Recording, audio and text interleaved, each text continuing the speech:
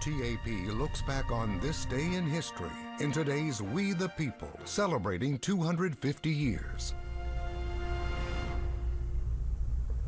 At the end of a sensational trial, former football star O.J. Simpson was acquitted of the brutal 1994 double murder of his estranged wife, Nicole Brown Simpson, and her friend, Ronald Goldman. In the epic 252-day trial, Simpson's dream team of lawyers employed creative and controversial methods to convince jurors that Simpson's guilt had not been proved beyond a reasonable doubt, thus surmounting what the prosecution called a, quote, mountain of evidence implicating him as the murderer.